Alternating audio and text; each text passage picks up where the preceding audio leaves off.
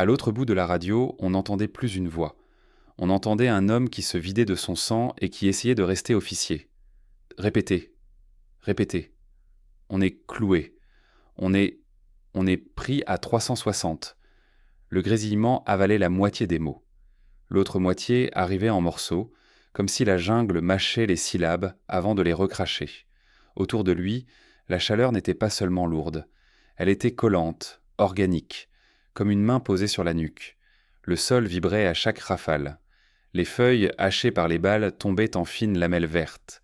Et au-dessus de ce vacarme, il y avait ce silence plus inquiétant encore, le silence des tireurs qu'on ne voit pas parce qu'ils n'ont pas besoin de se montrer. Le capitaine américain se plaqua contre la terre détrempée, la joue dans la boue, les yeux ouverts à s'en brûler.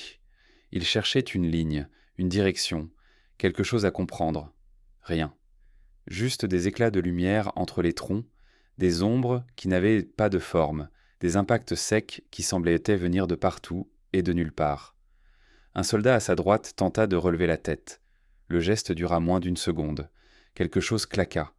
Le soldat s'affaissa comme si on lui avait coupé les fils. Pas de cri, juste le bruit lourd d'un corps qui tombe.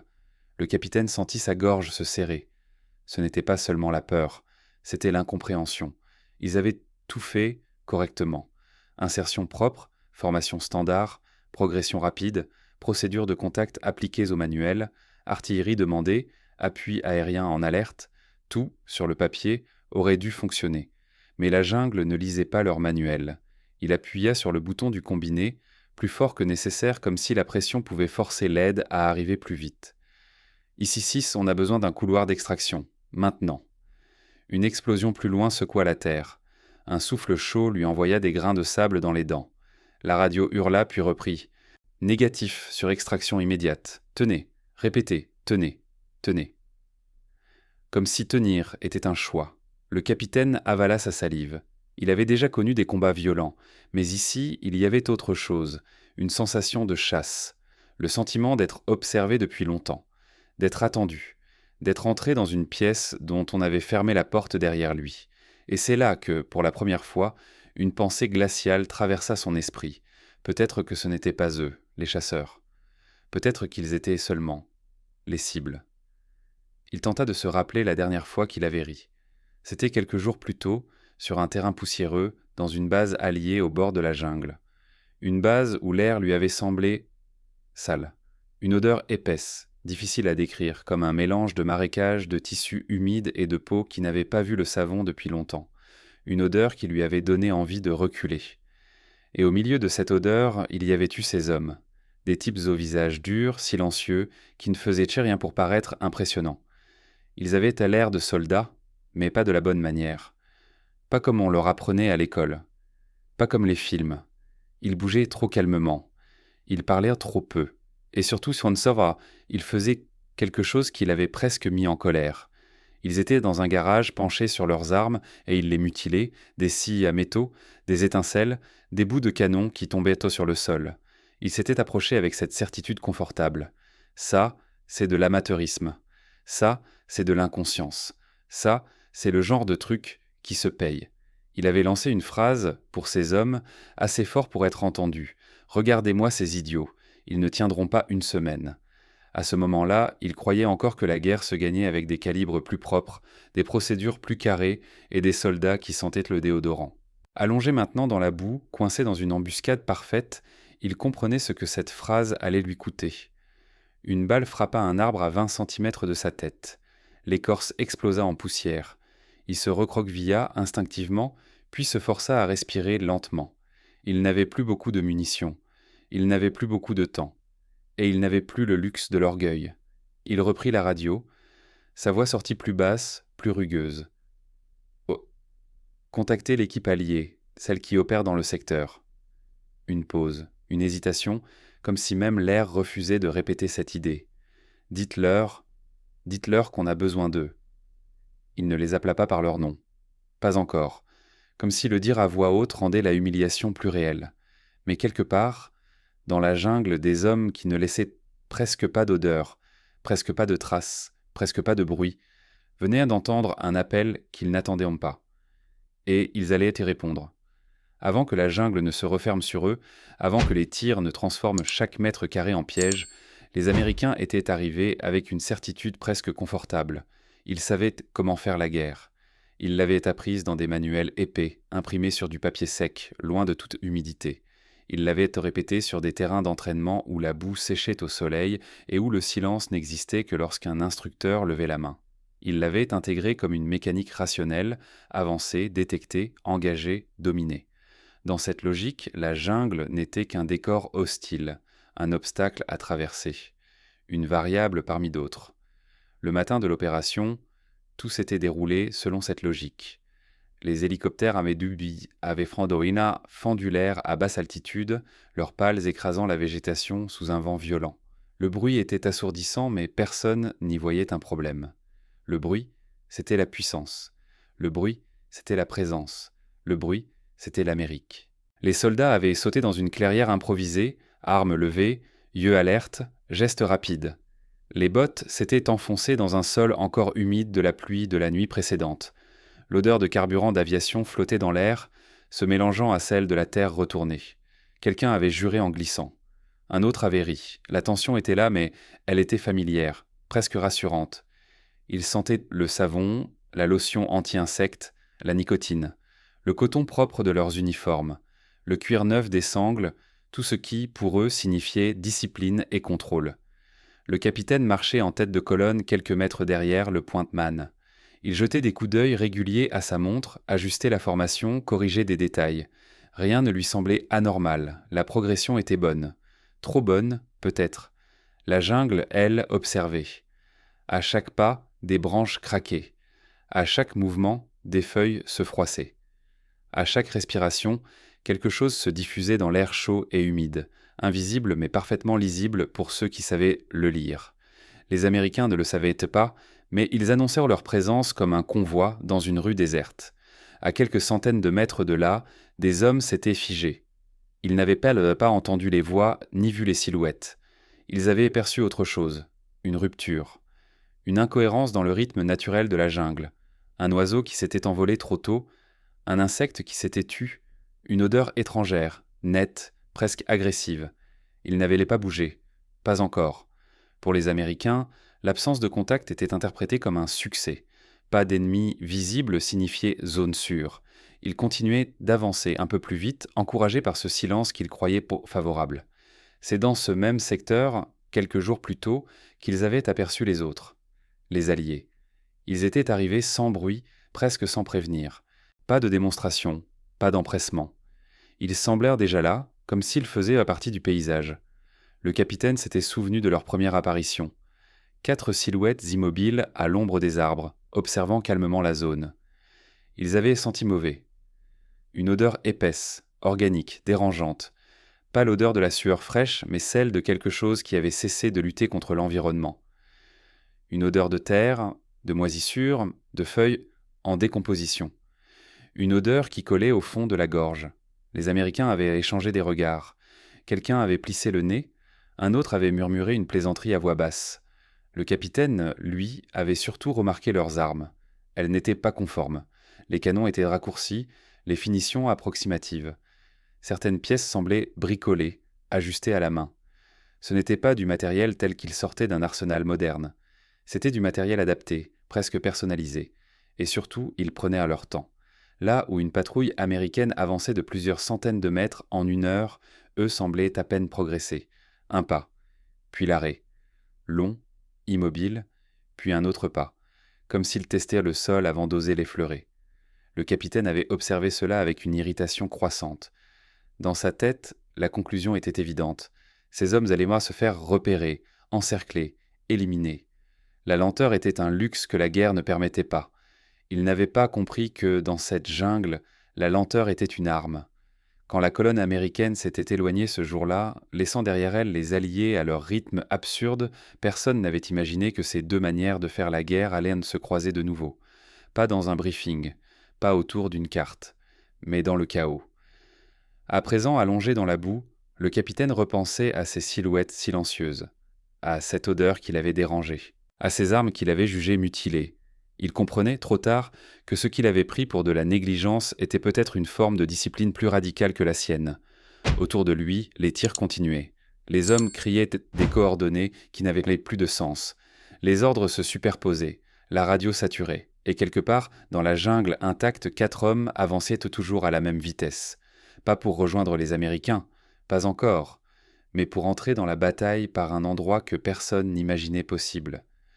Bien avant que les premiers tirs ne déchirent l'air, bien avant que la compagnie américaine ne soit clouée au sol, la jungle avait déjà choisi son camp. Elle n'avait pas réagi à la présence américaine comme à une intrusion brutale, mais comme à une anomalie évidente. Quelque chose de trop net, trop rapide, trop étranger. Un mouvement qui ne cherchait pas à se fondre, mais à traverser. Et dans cet environnement, traverser était une déclaration de guerre. À plusieurs kilomètres de là, les 4 hommes avançaient cohéstés depuis l'aube. Ils ne parlaient pas un à part. Ils n'en avaient pas besoin. Chaque geste avait été décidé bien avant le départ, répété jusqu'à ce qu'il n'ait plus besoin d'être pensé. Le pointman avançait le premier, son pied suspendu au-dessus du sol pendant une fraction de seconde, avant de se poser, lentement, presque avec tendresse, sur une surface choisie. Jamais sur une feuille sèche, jamais sur une branche sous tension. Toujours là où le sol acceptait le poids sans protester. Puis tout s'arrêtait. Pas une pause approximative. Une immobilité totale. Les muscles figés, la respiration réduite à un minimum presque imperceptible. Les yeux seuls bougeaient, glissant lentement sur le décor. Pas pour chercher une forme humaine, mais pour détecter ce qui n'allait pas. Un déséquilibre. Une absence. Une symétrie brisée. Ils pouvaient rester ainsi plusieurs minutes. Parfois plus. Le temps n'avait pas la même valeur pour eux. Une minute gagnée trop vite pouvait coûter une vie. Une minute perdue à attendre ne coûtait rien. Derrière le pointman, les autres reproduisaient exactement les mêmes gestes, exactement le même rythme. Aucun ne se pressait. Aucun ne cherchait à rattraper le mouvement précédent. La cohésion ne venait pas de la vitesse, mais de la synchronisation. Ils portaient un peu de choses.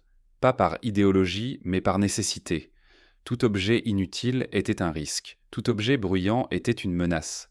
Tout objet qui ne pouvait pas être réparé sur place n'avait pas sa place dans la jungle. Leurs armes, raccourcies, n'avaient rien d'esthétique. Les coupes étaient parfois irrégulières, les soudures visibles. Mais chaque modification avait une raison précise. Un canon plus court pour éviter d'accrocher la végétation. Une prise à vent improvisée pour stabiliser l'arme à bout portant. Rien n'avait été fait pour améliorer l'arme sur un stand de tir. Tout avait été fait pour survivre à 10 mètres, dans un couloir de feuilles et d'ombre. Ils n'avaient pas lavé leurs vêtements depuis des jours. Pas par négligence, par calcul. La crasse s'était accumulée, oui, mais avec elle, quelque chose d'autre s'était produit. Le tissu avait absorbé les odeurs locales. La sueur n'était plus étrangère. Elle faisait partie du décor. Leur peau ne diffusait plus ces signatures chimiques qui criaient « hommes modernes » dans un monde ancien. Ils sentèrent la jungle, et la jungle les acceptait. À plusieurs reprises, ils s'étaient figés pendant que des silhouettes ennemies passaient à proximité, parfois à moins de 2 mètres. Des hommes armés, nerveux, concentrés vers l'avant, à la recherche de bruit, de mouvements, de traces. Ils ne trouvèrent rien, parce qu'il n'y avait rien à trouver. Les Australiens ne se cachaient pas comme on cache un objet. Ils n'essayaient pas de disparaître, ils cessaient simplement d'exister en tant qu'éléments distincts. Pendant ce temps, la compagnie américaine avançait toujours. Leurs pas formaient un rythme reconnaissable, leurs haltes étaient trop courtes, leur progression trop régulière. Pour un œil entraîné, c'était une signature aussi claire qu'un drapeau. Les éclaireurs ennemis n'avaient eu aucun mal à les identifier. L'odeur d'abord, puis le bruit, puis les traces, tout concordait. Une unité nombreuse, bien équipée, confiante. Une cible idéale. Lorsque le premier tir avait retenti, ce n'était pas une surprise pour ceux qui l'avaient préparé. C'était l'aboutissement logique. Les Australiens, eux, avaient entendu le combat bien avant qu'il ne commence réellement. Pas les tirs, mais la montée progressive de tension dans la jungle. Les oiseaux qui se déplaçaient différemment. Les insectes qui changeaient de fréquence. Le silence qui n'était pas naturel, mais imposé. Il savait ce que cela signifiait. Le sergent avait levé le poing. Le signal s'était propagé instantanément, sans un mot. Tous s'étaient immobilisés. Ils avaient compris qu'une bataille était en train de naître, et qu'elle allait mal tourner. Il connaissait ce scénario. Trop bien. Une unité qui avance selon des règles apprises ailleurs. Un ennemi qui joue à domicile. Une embuscade préparée avec patience. Ils n'étaient pas là pour sauver quelqu'un. Pas encore. Leur mission initiale était l'observation, l'identification, le renseignement. Rien d'autre. Mais la jungle, une fois encore, imposait ses propres décisions. À mesure que les tirs se rapprochaient, que les détonations devenaient plus fréquentes, une certitude s'installait chez le sergent. Si personne n'intervenait, il n'y aurait pas grand-chose à extraire. Il pensa brièvement à l'officier américain, à son regard, à son rire sec, à cette phrase lâchée comme une évidence. Il n'y avait aucune rancune dans ce souvenir, juste une constatation froide. Ils n'avaient pas appris la même guerre, et très bientôt l'un d'eux allait devoir l'apprendre dans la seule langue que la jungle respectait. Pour les hommes qui observèrent la bataille depuis l'intérieur de la jungle, le chaos américain n'avait rien d'impressionnant. Il était prévisible. Le sergent australien s'était accroupi derrière un tronc mangé par l'humidité, son corps épousant la forme du bois comme s'il y avait poussé. Devant lui, à travers une ouverture naturelle dans la végétation, il pouvait lire la scène sans la voir vraiment. Pas besoin de silhouette nette. Les sons suffisaient, les rafales trop longues, les ordres criés trop fort, les explosions appelées avec urgence. C'était une armée qui criait pour exister. Chaque appel radio américain était une balise. Chaque correction d'artillerie répétée était une confirmation.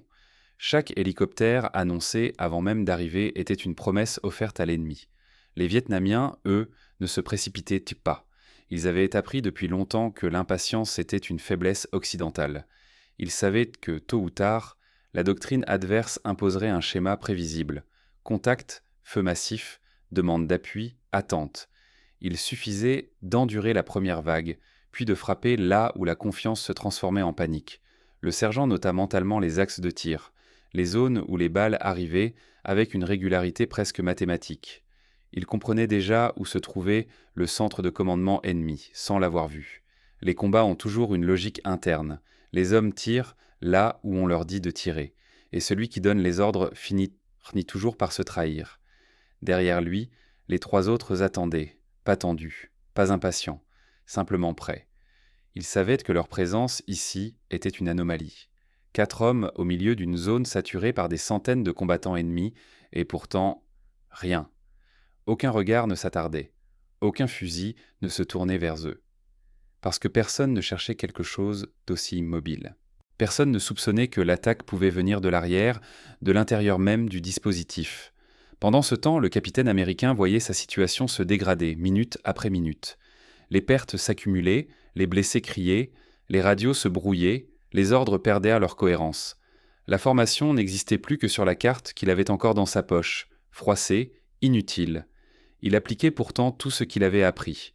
Demander plus de feu, réorganiser les survivants, tenter de fixer l'ennemi.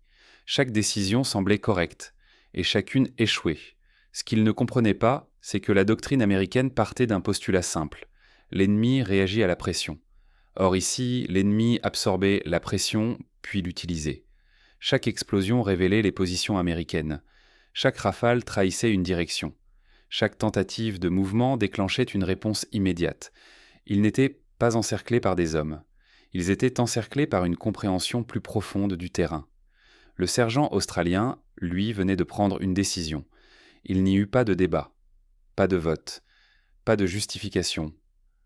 Un simple regard échangé, un hochement de tête presque imperceptible. Ils allaient s'intervenir, mais pas comme les Américains l'attendaient. Ils ne se dirigeraient pas vers les cris. Ils n'essaieraient pas de rejoindre la ligne de feu. Ils ne chercheraient pas à extraire qui que ce soit. Ils allaient entrer dans le cœur du problème. Le premier mouvement fut presque insultant dans sa lenteur. Le sergent avança d'un demi-pas, puis s'arrêta, longtemps. Il sentit l'air sur sa peau, écouta le rythme du combat, mesura les intervalles entre les tirs. Tout était là. La bataille parlait à qui savait l'écouter. Ils commencèrent à contourner. Pas en arc large, pas par un itinéraire évident, ils glissaient à travers des zones que personne n'utilisait parce qu'elles semblaient impraticables, des amas de végétation trop denses, des sols trop instables, des passages que l'ennemi considérait comme des protections naturelles. Chaque mètre gagné était une victoire silencieuse. À un moment, un combattant vietnamien passa si près que le sergent distingua la couture de son uniforme. Il aurait pu tendre la main. Il ne bougea pas. Il n'y avait aucune urgence. Le temps travaillait pour eux. Dans le chaos, personne n'imaginait que 4 silhouettes progressaient à l'envers de la bataille. Pas vers la fuite, mais vers la source. Le capitaine américain, toujours plaqué au sol, entendit une nouvelle explosion. Plus proche. Trop proche. Un de ces hommes cria son nom. Il se retourna, cherchant un point d'appui, un miracle, n'importe quoi. Il ne savait pas encore que l'aide qu'il avait demandée était déjà là. Elle ne se voyait pas. Elle ne se faisait pas entendre, et elle n'avait aucune intention de combattre selon ses règles. À mesure que les Australiens s'enfonçaient dans le dispositif ennemi, la bataille changeait de nature. Sans que personne, du côté américain, ne s'en rende compte. Pour la compagnie clouée au sol, le combat était devenu un ouragan permanent. Les tirs ne formaient plus une ligne claire, mais une pluie désordonnée. Les ordres arrivaient trop tard ou se contredisaient. Les blessés s'entassaient dans des creux improvisés, attendant une évacuation qui n'arrivait pas. Chaque minute passée sans extraction augmentait la probabilité que personne ne sorte vivant de cette clairière. Le capitaine continuait de parler dans sa radio, mais il sentait que ses mots perdaient en du poids. Ils n'étaient plus des commandes. Ils étaient des requêtes, presque des supplications. Il avait appris que la guerre se contrôlait. Ici, elle lui échappait. À l'opposé, à l'intérieur même de la jungle intacte, les 4 hommes évoluaient dans un silence presque sacré. Ils n'étaient pas pressés par l'urgence américaine. Leur urgence était d'une autre nature, ne pas exister. Chaque arrêt était plus long que le précédent, chaque mouvement plus mesuré. Ils avançaient maintenant au rythme d'un monde qui n'avait rien à voir avec celui des cartes et des chronos. Le sergent observait la lumière filtrer entre les feuilles, notant les zones où elle frappait trop nettement le sol. Trop de lumière signifiait trop d'exposition. Ils évitaient ces endroits comme on évite un piège. Ils commencèrent à percevoir des signes plus précis de la structure ennemie. Des allées légèrement plus dégagées, des zones où la végétation avait été tassée par des passages répétés, des murmures étouffés, portés par le vent. Ils ne cherchaient donc pas à compter les hommes. Le nombre n'avait aucune importance à ce stade. Ce qui comptait, c'était la hiérarchie, les flux, les points où les décisions prenaient en storm. Le sergent s'arrêta derrière un massif de fougères épaisses. Il observa longuement. Puis il comprit. Là, à peine visible, une zone où les combattants entraient et sortaient sans précipitation, où les ordres semblaient se transmettre sans cri, où les hommes se déplaçaient avec assurance. Le centre, il n'eut pas besoin de l'expliquer aux autres. Ils le voyaient aussi. Pendant ce temps, les Américains commençaient à manquer de tout. D'eau, de munitions, de certitude. Chaque tentative de progression était repoussée avec une précision qui paraissait presque cruelle. L'ennemi ne tirait pas beaucoup, il tirait juste assez. Un jeune soldat hurla qu'il voyait un mouvement sur la gauche, une rafale partit, puis une autre, puis le silence. Quand le capitaine osa regarder, le soldat ne bougeait plus. La jungle reprenait toujours ce qu'elle prêtait. Le capitaine sentit quelque chose se briser en lui. Pas la discipline, pas encore, mais l'idée qu'il maîtrisait la situation. Il comprit qu'il n'était plus en train de diriger une opération. Il essayait simplement de limiter un désastre. À l'arrière du dispositif ennemi, les Australiens se glissèrent encore plus près. À un moment, l'un des combattants vietnamiens s'accroupit à moins d'1 mètre du sergent, dos tourné. Il ajusta sa sangle, essuya son visage, murmura quelques mots à un camarade invisible. Le sergent observa le mouvement de ses épaules, la cadence de sa respiration. Il savait exactement où placer une balle. Il n'en tira aucune. Ce n'était pas encore le moment. Ils n'étaient pas venus pour échanger des tirs. Ils étaient venus pour couper la tête. Quand le sergent estima qu'ils étaient suffisamment proches, il sortit lentement son combiné radio. Il le plaça contre son torse, le protégeant de tout frottement. Même ce geste fut fait avec une lenteur presque cérémonielle. Il n'émit pas encore. Il attendit. Devant lui, la bataille continuait de se consumer. Mais il savait que très bientôt elle allait basculer, pas par la force, pas par le volume, mais par la précision. Le sergent n'émit toujours pas. Il resta immobile, accroupi dans l'ombre dense, laissant la bataille suivre son cours pendant que le temps s'étirait autour de lui comme une matière épaisse. Il connaissait cette sensation, ce moment précis où l'urgence extérieure tente de forcer la main, où chaque cri lointain semble exiger une action immédiate. C'était exactement là que les erreurs naissaient, Autour de lui, ces hommes étaient devenus presque abstraits, plus vraiment des corps, mais des volumes silencieux, intégrés au relief. Aucun regard échangé, aucun geste superflu, ils attendaient voir la même chose que lui, le point de bascule. Devant eux, le dispositif ennemi fonctionnait encore. Les messages circulaient, les ordres étaient transmis. Les tirs, bien que moins fréquents, continuèrent de tomber avec une précision méthodique. Les Vietnamiens n'avaient aucune raison de se presser. Chaque minute supplémentaire jouait contre les Américains. Chaque minute gagnée consolidait leur avantage. Le sergent observa attentivement les mouvements autour du centre de commandement. Il nota un détail que peu d'hommes auraient remarqué. Un léger ralentissement. Pas dans les tirs, dans les allers-retours. Les messagers prenaient un peu plus de temps.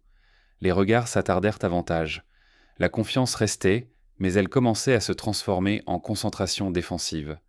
L'ennemi sentait que quelque chose résistait. Pas une contre-attaque, pas une manœuvre visible, juste une absence de résolution finale. Les Américains n'étaient pas encore anéantis. Ils tenaient. Mal, mais ils tenaient. Et cette résistance inattendue créait une tension diffuse. C'était suffisant.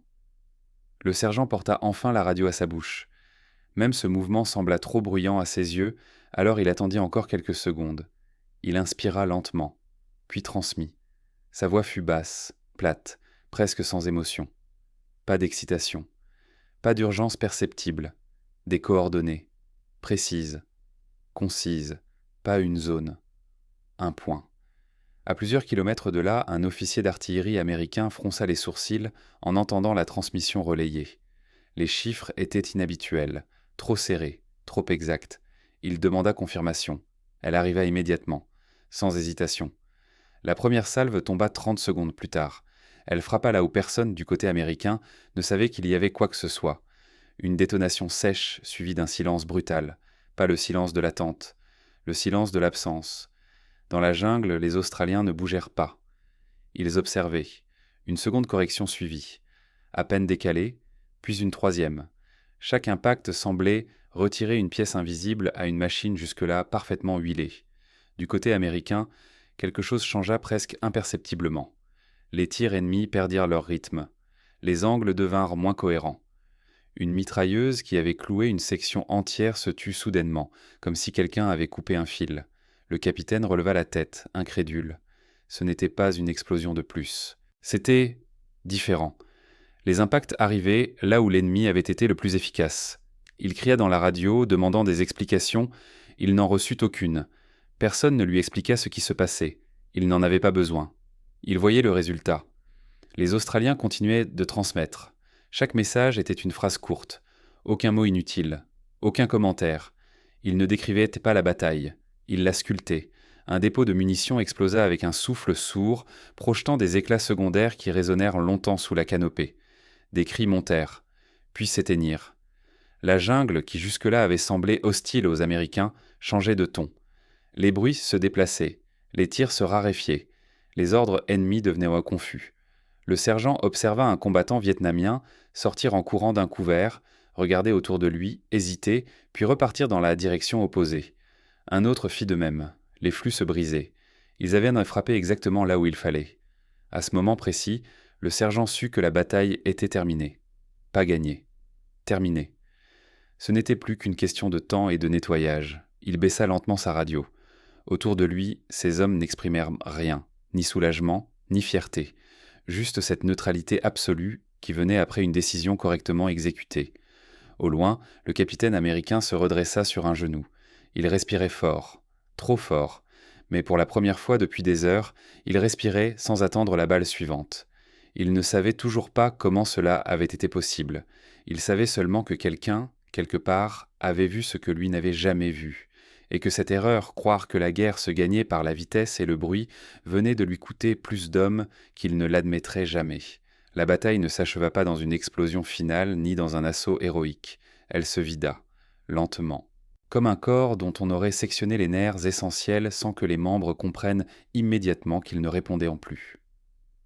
Après la dernière correction d'artillerie, il y eut un moment étrange, presque irréel, un entre-deux. Les tirs ennemis cessèrent, par à-coups, comme des respirations ratées. Une rafale isolée, trop longue, trop haute, puis plus rien, pendant plusieurs secondes. Dans la jungle, Ce genre de silence n'existait jamais par hasard. Le capitaine américain se redressa complètement, oubliant un instant le danger. Son cerveau, saturé depuis des heures, cherchait une explication logique. Une manœuvre ennemie, un repli tactique, une ruse, rien ne collait vraiment. Ce qu'il voyait ne ressemblait à aucune fin de combat qu'il avait connue. Autour de lui, ces hommes commencèrent à lever la tête, pas tous. Certains étaient trop gravement touchés, d'autres restaient figés par habitude, incapables de croire que le feu avait réellement diminué. Mais chez ceux qui pouvaient encore penser, une même question apparaissait dans les regards. Est-ce que c'est fini ? Un sous-officier rampa jusqu'au capitaine. Il avait le visage couvert de sang séché et de terre. « Mon capitaine !» On dirait qu'il décroche. Le mot lui sembla irréel. Décrocher.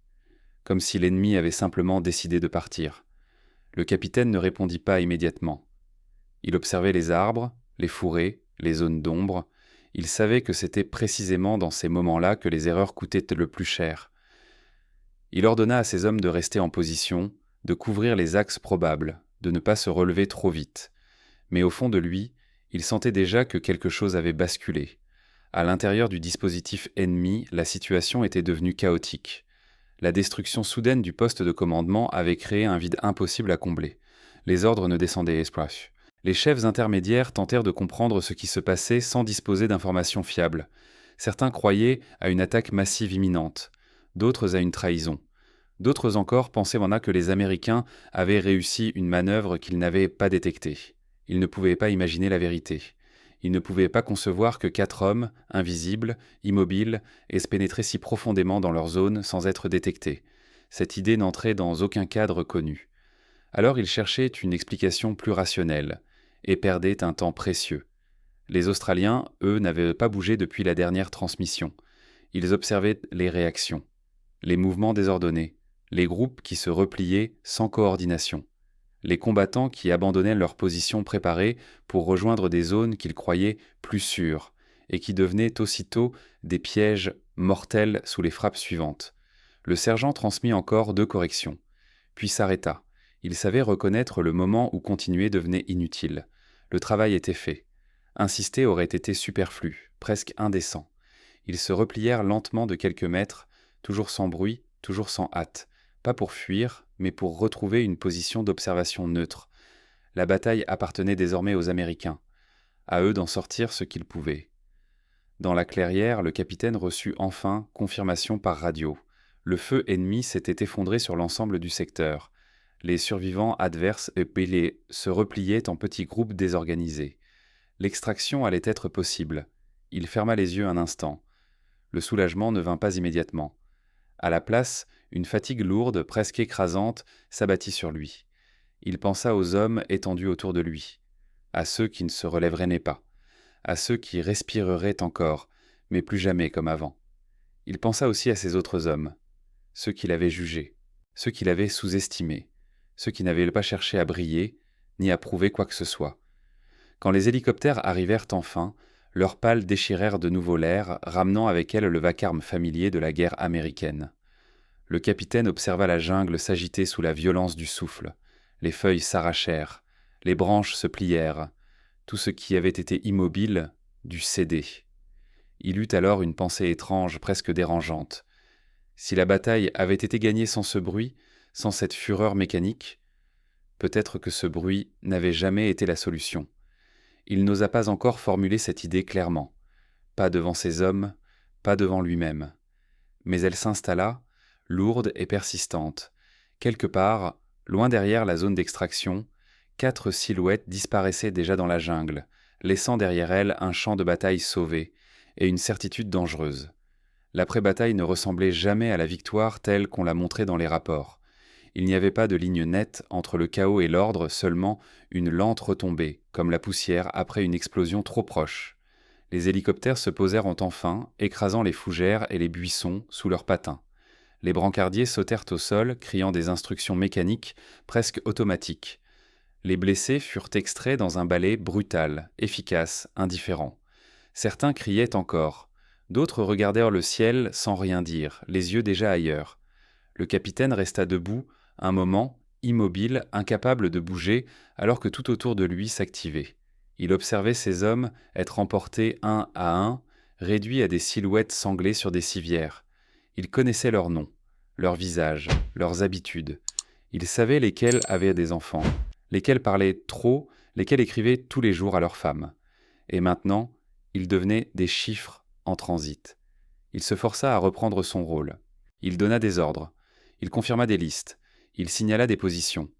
Il parla comme on lui avait appris à parler après un combat.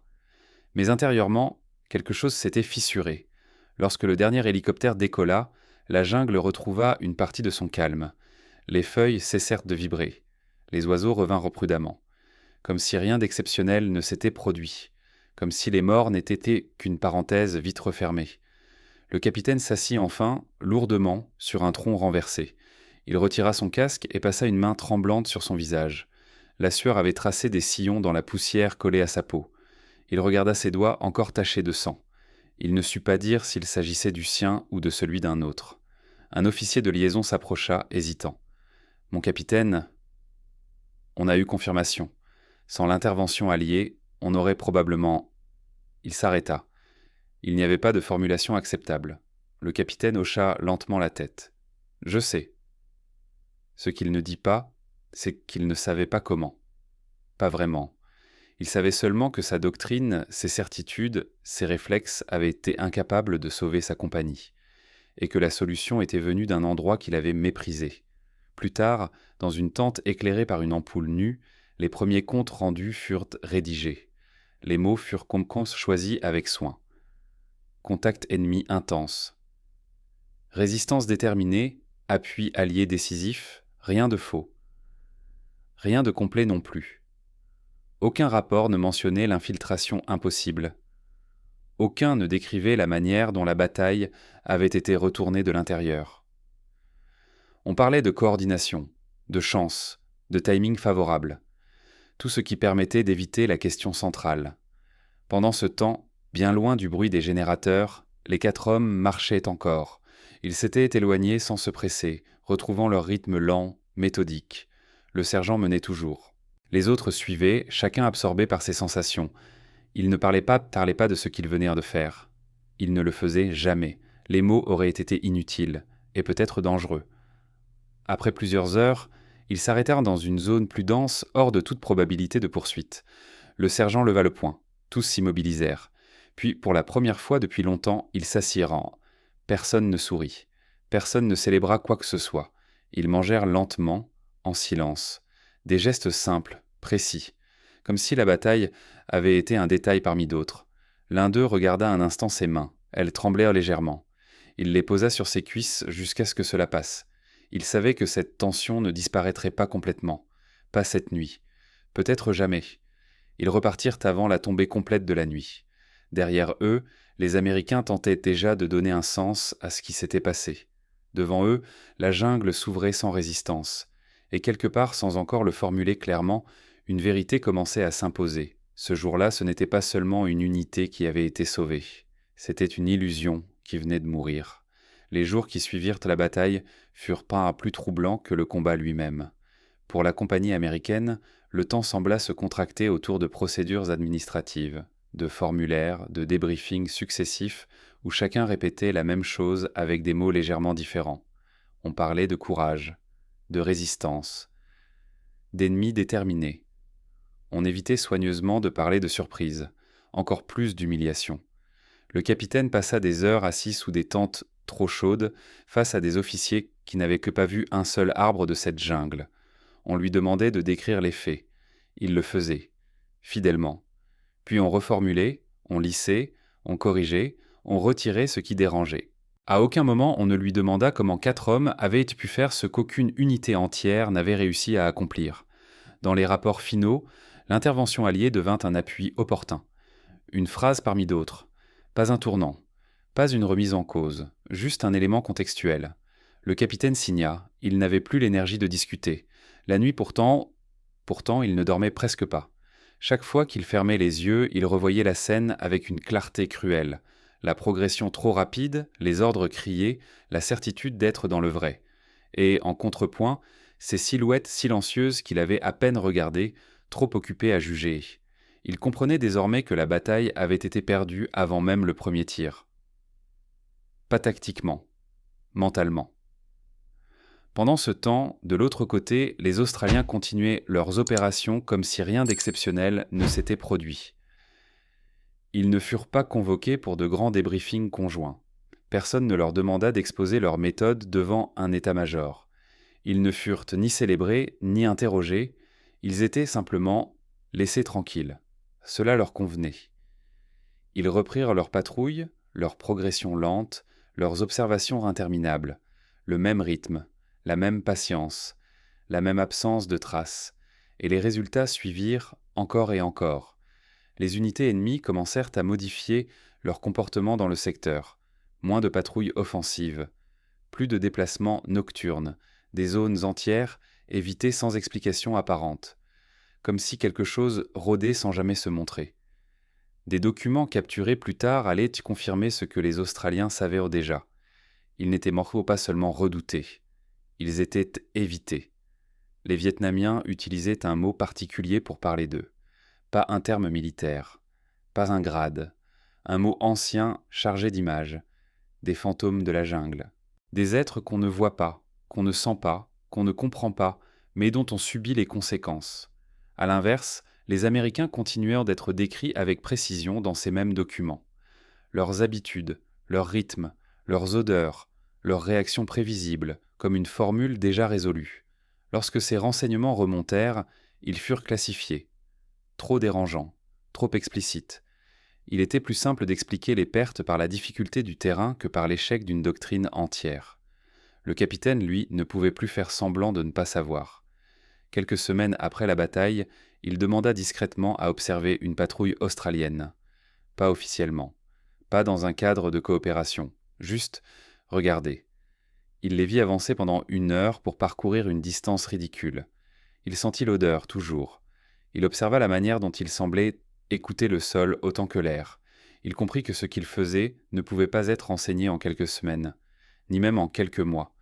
Ce n'était pas une technique, c'était une manière d'être. Il repartit avec un malaise profond, parce qu'il comprenait aussi une autre chose. Même s'il avait voulu changer, même s'il avait voulu imposer cette approche, l'institution ne l'aurait pas suivi. Trop lente, trop silencieuse, trop peu spectaculaire. Dans une guerre pensée pour être mesurée en kilomètres parcourus et en bombes larguées, la patience n'avait pas de place.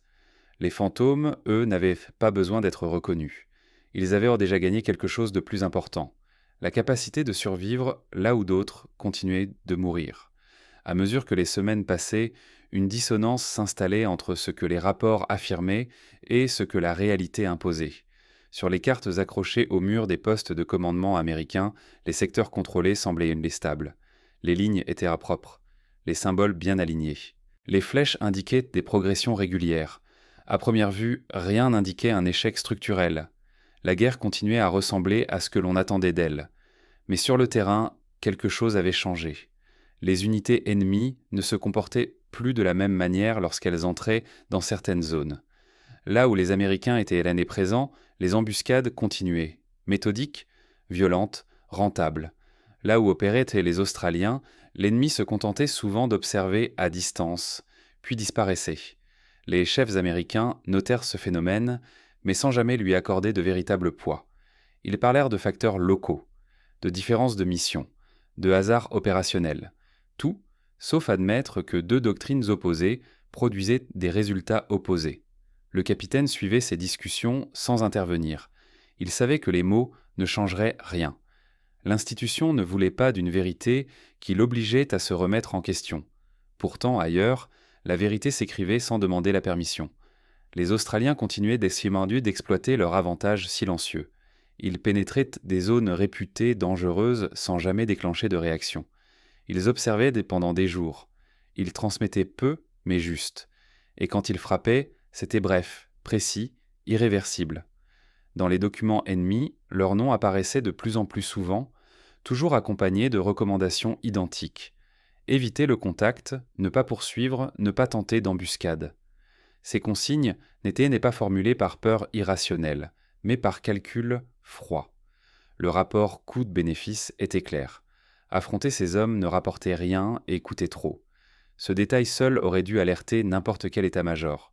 Mais reconnaître cela aurait impliqué d'admettre que la supériorité technologique n'était pas suffisante, que la vitesse pouvait être une faiblesse, que l'hygiène, la discipline apparente, les standards rigides pouvaient tuer. Ce n'était pas acceptable. Le capitaine, lui, observait une autre conséquence, plus subtile. Les soldats américains qui avaient survécu à la bataille ne parlaient plus de la jungle de la même façon. Ils ne la voyaient plus comme un simple terrain difficile. Ils parlaient d'elle comme d'une entité, quelque chose qui écoutait, qui observait, qui punissait les erreurs. Certains tentaient maladroitement d'imiter les Australiens. Ils ralentissaient, ils parlaient en moins. Ils essayaient de masquer leurs traces, mais sans comprendre réellement. Ils copiaient la forme sans saisir le fond. Et cela ne suffisait pas. Le capitaine assista à une nouvelle opération quelques mois plus tard. Même secteur, même type de mission. Des leçons avaient été officiellement tirées, les consignes avaient été ajustées, mais la logique restait la même, avancer, imposer, contrôler. L'embuscade fut évitée de peu, les pertes furent moindres, mais le malaise persista. Ce jour-là, en observant la jungle redevenir silencieuse après le passage de la colonne, le capitaine comprit que l'erreur n'était pas ponctuelle. Elle était ancrée, culturelle, presque philosophique. Les Australiens avaient compris quelque chose que l'Amérique refusait encore d'accepter. On ne domine pas un environnement qui vous dépasse. On négocie avec lui, on s'y adapte, ou on disparaît. Et cette leçon, pourtant évidente pour ceux qui avaient survécu, allait continuer de hanter les décisions prises bien au-delà de cette guerre. Avec le recul, ce ne furent pas les chiffres qui dérangèrent Tarare le plus, ce furent les comparaisons. Dans les mois qui suivirent, des analystes commencèrent à superposer les cartes, les pertes, les rapports de contact. Pas officiellement, officieusement. Des officiers intermédiaires, des capitaines, des majors fatigués de répéter les mêmes erreurs, commencèrent à regarder ce que personne ne voulait regarder de front. Les zones où opéraient les Australiens affichaient des taux de contact plus faibles, mais des résultats plus décisifs. Moins de combats, mais plus d'impact. Moins de morts, mais plus de contrôle réel. À l'inverse, les secteurs américains brûlaient de violence sans jamais se stabiliser. Toujours plus d'engagement, toujours plus de pertes, toujours la même impression de recommencer. Sur le papier, on expliquait cela par des facteurs secondaires. Densité ennemie différente, importance stratégique variable, mission non comparable. Tout était vrai. Et pourtant, rien n'expliquait l'écart abyssal. Un chiffre circulait à voix basse, jamais écrit noir sur blanc dans un rapport officiel, un mort allié pour plusieurs centaines d'ennemis éliminés dans certaines opérations australiennes. Pas une estimation isolée, une tendance. Ce chiffre aurait dû provoquer une onde de choc. Il ne provoqua qu'un malaise. Car s'il était exact, et tout indiquait qu'il l'était, alors une conclusion devenait inévitable. L'échec américain n'était pas circonstanciel, il était systémique. Reconnaître cela aurait impliqué de remettre en cause des décennies de pensée militaire, la croyance que la technologie corrige tout, que la vitesse compense l'ignorance du terrain, que la supériorité matérielle écrase l'adaptation. Les Australiens, eux, n'avaient jamais cru à ces mythes. Ils avaient grandi avec d'autres histoires, celles de traqueurs capables de suivre une trace sur de la roche nue, de chasseurs qui savaient attendre une journée entière pour un seul mouvement, de communautés pour lesquelles survivre signifiait comprendre, pas imposer. Ils n'avaient pas importé ces savoirs comme une curiosité folklorique, ils les avaient intégrés, testés, adaptés, militarisés sans les dénaturer. Là où l'armée américaine cherchait à transformer la jungle en champ de bataille classique, les Australiens acceptaient que la jungle dicte ses propres règles. Ce fossé culturel ne pouvait pas être comblé par une simple directive. Certains officiers américains essayèrent d'en malgré tout. Ils modifièrent des procédures, réduisirent les charges, tentèrent d'imposer des mouvements plus lents. Mais sans le socle mental, ces changements restaient superficiels. Les soldats, formés à agir, supportaient mal l'immobilité prolongée. Les chefs, évalués sur des critères de progression, rechignaient à expliquer pourquoi une patrouille avait parcouru moins d'1 kilomètre en une journée. L'institution ne savait pas mesurer la patience. Pendant ce temps, les Australiens continuaient à payer un prix invisible, celui que les statistiques ignoraient, celui que personne ne demandait. Opérer à ce niveau d'invisibilité exigeait une transformation profonde. Des semaines passées soplètes à supprimer les réflexes humains les plus basiques, le besoin de bouger, de parler, de se détendre. Le cerveau devait rester en alerte constante, sans jamais basculer dans la panique ni dans l'ennui. Certains y parvenaient, d'autres se brisaient, silencieusement.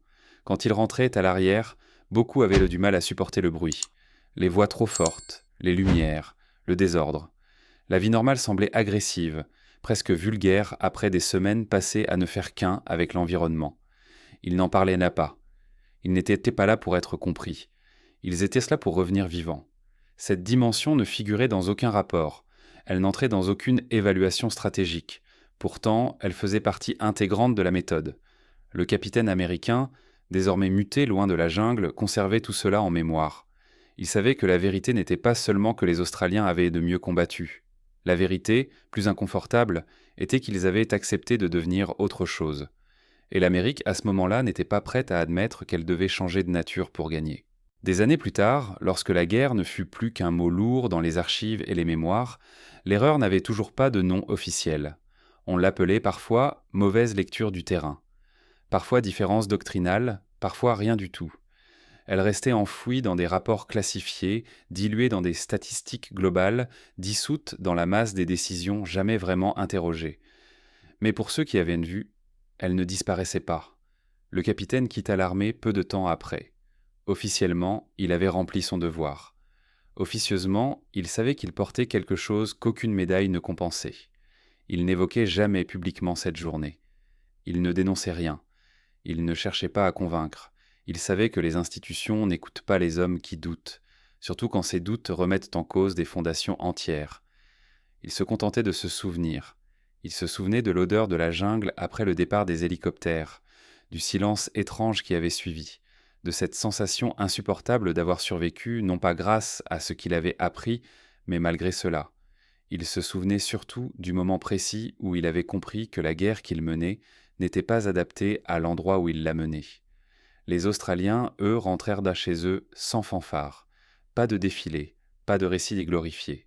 Leur contribution resta marginale dans les récits officiels, souvent réduite à une coopération efficace entre alliés.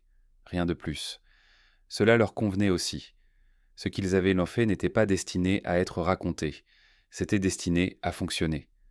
Avec le temps, pourtant, certaines de leurs méthodes ressurgirent ailleurs, sous d'autres noms, sans référence à leur origine, dans des unités spéciales nouvellement créées, dans des manuels réécrits discrètement, dans des formations où l'on parlait enfin de patience, d'adaptation, d'écoute du terrain. On ne parlait plus de jungle, on parlait de désert, de montagne, de ville, mais le principe restait le même. La leçon n'était pas que les Australiens étaient tes meilleurs soldats, elle était plus dérangeante. Ils avaient accepté de disparaître en tant que symbole pour survivre en tant qu'hommes. Ils avaient compris que la puissance visible attire la confrontation, tandis que l'invisibilité impose le respect. Cette compréhension venait de loin, d'un rapport ancien entre l'homme et son environnement, d'un savoir qui ne cherchait pas à dominer, mais à durer. L'erreur américaine, celle qui hanta longtemps les décisions stratégiques, n'était pas d'avoir perdu des batailles, c'était d'avoir cru que toutes les guerres se gagnaient de la même manière, d'avoir imposé une identité là où il aurait fallu en abandonner une. 50 ans plus tard, dans d'autres conflits, sous d'autres latitudes, les mêmes schémas réapparaissaient. Technologie de pointe, supériorité écrasante, confiance absolue, et face à cela, des adversaires qui apprenaient à disparaître, à attendre, à frapper sans être vus. À chaque fois, la question revenait sans jamais être formulée clairement. Avons-nous vraiment appris ? Les fantômes de la jungle, eux, n'avaient rien laissé derrière eux qui puisse être célébré. Pas de statue, pas de citation célèbre, seulement une trace invisible dans la manière dont certaines guerres furent ensuite pensées et parfois évitées. Ils avaient beau éprouver une chose simple et terrible à la fois. La guerre ne récompense pas ceux qui crient le plus fort, mais ceux qui comprennent le mieux où ils se trouvent. Et tant que cette vérité restera inconfortable, tant qu'elle remettra en cause l'image que les puissances aiment se faire d'elles-mêmes, l'erreur continuera de hanter ceux qui refusent de devenir silencieux quand le monde l'exige.